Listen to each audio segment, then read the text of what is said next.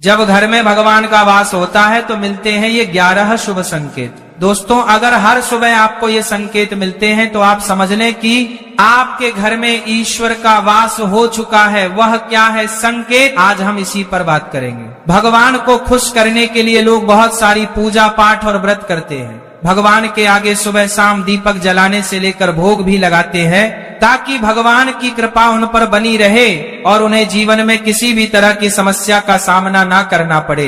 यह तो हम सभी जानते हैं कि भगवान की पूजा और अर्चना करने से वह हमसे प्रसन्न होते हैं, पर क्या आप जानते हैं कि वह हमें इस बात का संकेत भी देते हैं? आइए जानते हैं इन संकेतों के बारे में जो आपको यह बताते हैं कि भगवान की विशेष कृपा आप पर है।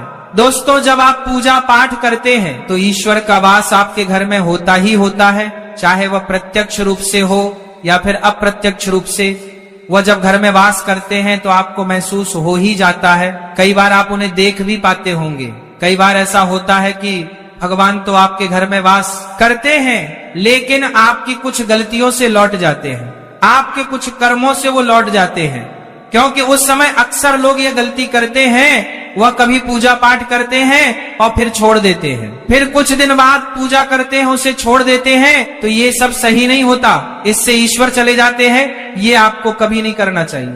बहुत से लोग ऐसे भी होते हैं जिनके घर में ईश्वर तो वास करते हैं लेकिन उन्हें स्वयं इस बात का पता नहीं होता और वह स्वयं उनका अपमान करके उन्हें वापस भेज देते हैं, यह कहकर कि मैं ईश्वर की पूजा तो रोज करता हूं लेकिन तब भी ईश्वर मुझे क्यों नहीं दिखते। तो आपके यह सब क्रिया आपके ईश्वर को रुष्ट कर देते हैं।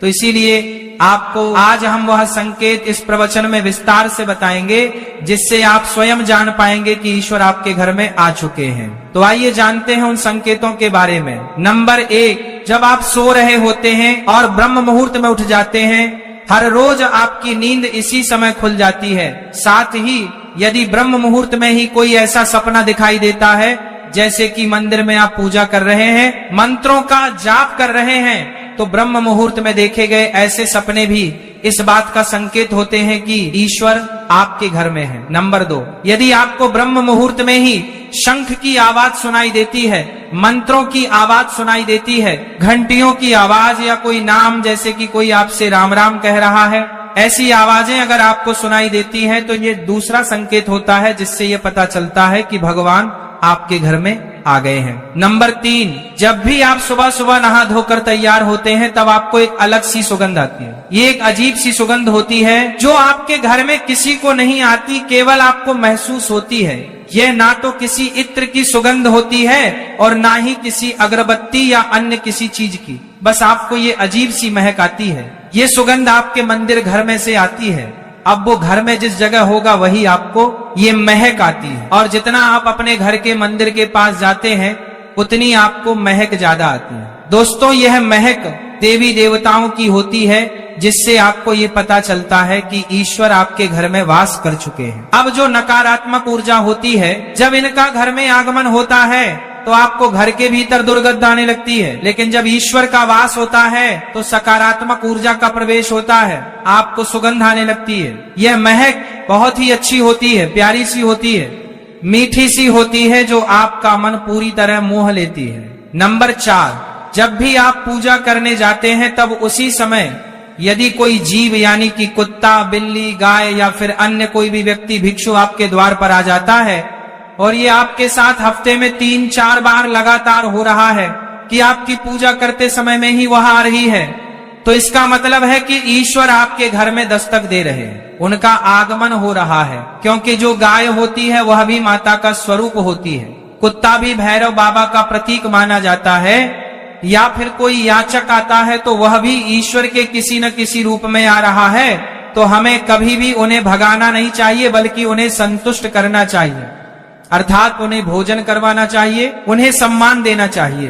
पैसे का या अन्य किसी चीज का दान करना अलग बात है, लेकिन सबसे बड़ा दान भोजन का, पानी का माना जाता है। नंबर 5, अगर आपको रात में नींद के दौरान बार बार सपने आते हैं और सपनों में मंदिर, भगवान की मूर्ति या फोटो दिखाई देती है तो इसका मतलब है कि आप पर भगवान की कृपा बनी हुई है। कई बार ऐसा होता है कि आप किसी चीज को लेने के लिए आगे बढ़ते हैं लेकिन लेते वक्त आपके मन में उसे लेकर कुछ संशय आ जाता है। सब कुछ ठीक होने के बाद भी कुछ ऐसा होता है कि हमें उस फैसले को लेने से मन रोकता है। इसका मतलब यह माना जाता है कि आपके साथ किसी दैवीय शक्ति का आशीर्वाद है। नंबर 6, जिन लोगों पर भगवान की कृपा होती है, वह अमीर हो या गरीब, उन्हें हर जगह सम्मान मिलता है। अगर किसी को कम मेहनत करने पर भी सफलता हासिल होती है तो यह भगवान की ही कृपा की निशानी है। भगवान उन्हें हर परेशानियों से बचा लेते हैं। जिन लोगों से भगवान खुश रहते हैं वह हर परिस्थिति में खुश रहते हैं। उनके जीवन में भले ही कितने दुख क्यों ना हो, वह हमेशा खुश ही रहते हैं। उन्हें कभी भी किसी भी परेशानियों से डर नहीं लगता। वह हर मुसीबत को आसानी से पार कर लेते हैं। नंबर 7, उल्लू दिखना है शुभ। हिंदू धर्म में उल्लू को काफी अहम दर्जा दिया गया है। उल्लू को माता लक्ष्मी का वाहन माना जाता है। लिहाजा यदि आपको कहीं उल्लू दिखाई दे तो यह एक बेहद ही शुभ संकेत माना जाता है। किसी जगह अचानक उल्लू दिख जाए तो समझ लीजिए कि जल्द ही माँ लक्ष्मी आपके घर में पधारने आ रही। नंबर 8, खान पान में आने लगता है बदलाव। माँ लक्ष्मी जिस घर में भी आई है उस घर में लोगों के खान पान की आदतें बदलने लगती हैं। कहा जाता है कि ऐसे घरों में लोगों को भूख कम लगती है। खास बात यह है कि ऐसे लोगों को कम खाना भी पर्याप्त लगने लगता है। इसके अलावा ऐसे घरों के लोग नशा और मांसाहार से भी दूरी बनाने लगते हैं। नंबर 9, धन की देवी माँ लक्ष्मी को साफ सफाई बहुत पसंद है। जिन घरों में साफ सफाई होती है माता लक्ष्मी उसी घर में वास करती हैं। इसके अलावा माँ लक्ष्मी को सफाई में इस्तेमाल की जाने वाली झाड़ू भी बहुत प्रिय होती है। कहा जाता है कि सुबह के समय कहीं जाते हुए यदि आपको कोई घर के बाहर झाड़ू लगाता हुआ दिख जाए तो यह बहुत ही शुभ संकेत होता है। नंबर 10, शंख की आवाज देती है शुभ संकेत। हिंदू धर्म में शंख को एक अहम स्थान दिया गया है। इतना ही नहीं, शंख की आवाज भी काफी शुभ मानी जाती है। इसलिए किसी भी शुभ अवसर पर होने वाली पूजा पाठ में शंख बजाया जाता है। यदि सुबह उठने के बाद आपको शंख की आवाज सुनाई दे तो यह एक शुभ संकेत होता है। माना जाता है कि सुबह उठने के बाद शंख की आवाज सुनाई देना आपके घर में माँ लक्ष्मी के आगमन का संकेत देते हैं। नंबर 11, यदि आपको लगातार 3 दिनों तक घर से निकलते समय नीलकंठ पक्षी दिखाई दे तो समझ जाइए कि भगवान ने आपकी सुन ली है। आपकी जल्द ही कोई बड़ी मनोकामना पूरी होने वाली है। नीलकंठ पक्षी का दिखना महादेव की कृपा होने का इशारा होता है। यदि आपके घर के सामने अक्सर सफेद गाय आने लगे या किसी दिन सफेद गाय आपके घर के सामने आकर अपने बछड़े को दूध पिला दे तो यह देवी देवताओं की आप पर कृपा होने का साफ इशारा है। यह बताता है कि आपकी पूजा प्रार्थना सफल हो रही है और आपके जीवन की सारी समस्याएं दूर होने वाली हैं। भगवान आपके सारे कष्ट और बुरे दिन खत्म करने वाले हैं। नंबर 12, यदि घर के मुख्य द्वार के आसपास चिड़िया घोंसला बना ले तो यह बहुत ही शुभ संकेत होता है। ये इस बात का प्रमाण है कि आपकी पूजा सफल हो गई है। चिड़िया और उनके बच्चों को गलती से भी ना सताएं, बल्कि उनके लिए दाना पानी रखें। यदि पूजा करते समय आप इतने भाव पूर्ण हो जाएं कि आपकी आंखों से आंसू निकलने लगे तो ये इस बात का संकेत है कि ईश्वर ने आपके मन की पुकार सुन ली है। नंबर 13, आप सुबह पूजा करने के बाद घर से बाहर जाएं तो कहीं आपको बंदरों का झुंड दिख जाए तो यह भी बताता है कि आपकी पूजा सिद्ध होने वाली है। आप पर भगवान मेहरबान हैं। कोशिश करें कि उन बंदरों को भोजन दें। यदि आपके घर में बिना किसी अगरबत्ती, रूम स्प्रे या आर्टिफिशियल फ्रेग्रेंस के इस्तेमाल के भी घर में खुशबू और ताजगी महसूस हो तो ये समझ लें कि आप पर ईश्वर की कृपा है। साथ ही जल्द से जल्द आपके दिन फिरने वाले हैं। नंबर 14, पूजा के दौरान घर में किसी अतिथि का आना भी भगवान की कृपा का संकेत है। यदि अतिथि कोई तोहफा भी लेकर आए तो यह साफ इशारा है कि भगवान ने आपकी पूजा स्वीकार कर ली। यदि पूजा के समय जलाए हुए दीपक की लौ अचानक से तेजी से जलने लगे तो समझ जाइए कि आपकी पूजा सिद्ध होने वाली है और ईश्वर की कृपा से आपके दुख भरे दिन जल्द ही दूर होने वाले। अगर अक्सर आपकी नींद सुबह 3 बजे से 5:30 बजे के बीच यानी कि ब्रह्म मुहूर्त में खुले तो यह भी ईश्वर का संकेत है कि भगवान आपकी भक्ति से प्रसन्न है। नंबर 15, जिस व्यक्ति की नींद अचानक से बार बार रात के 3 बजे के बाद खुलती है तो इसे मामूली बात ना समझें। यह संकेत बहुत ही शुभ माना जाता है।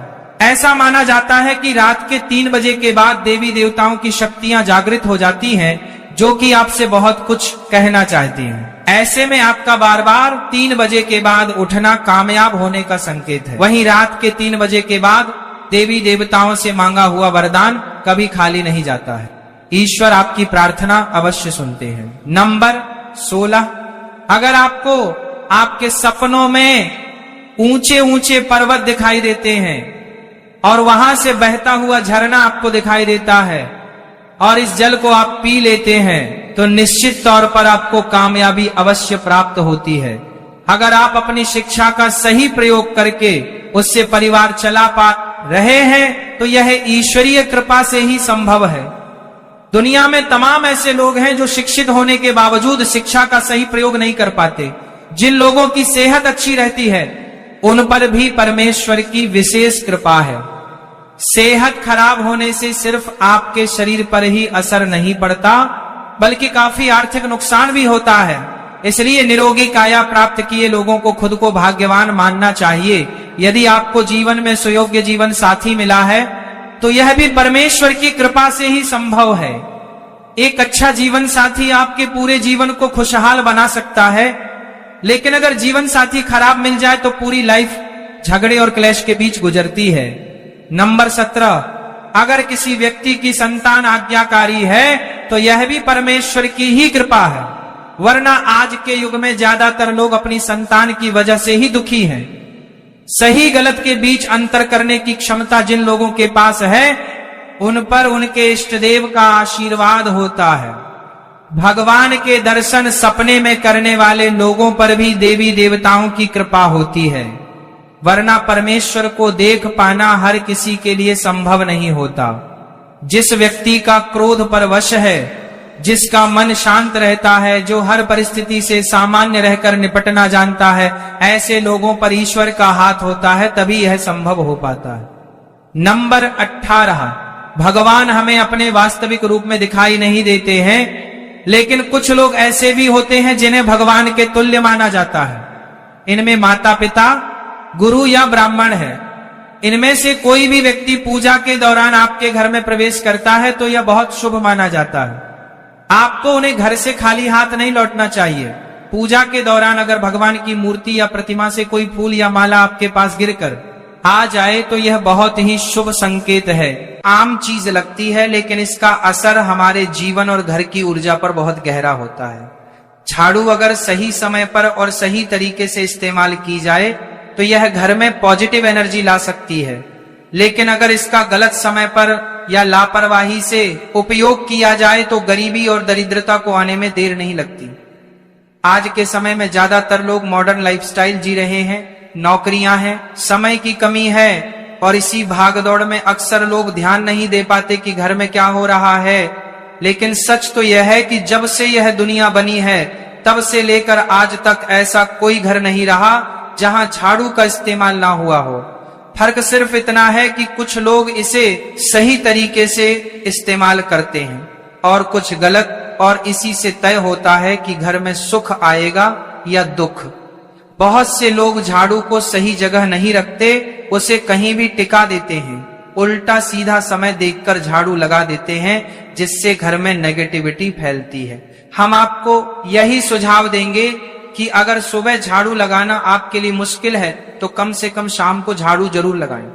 घर में गंदगी जमा ना होने दें, और अगर आपने कचरा इकट्ठा कर लिया है तो उसे शाम के बाद घर से बाहर ना फेंकें, क्योंकि यह भी अशुभ माना जाता है। अब बात आती है झाड़ू खरीदने की।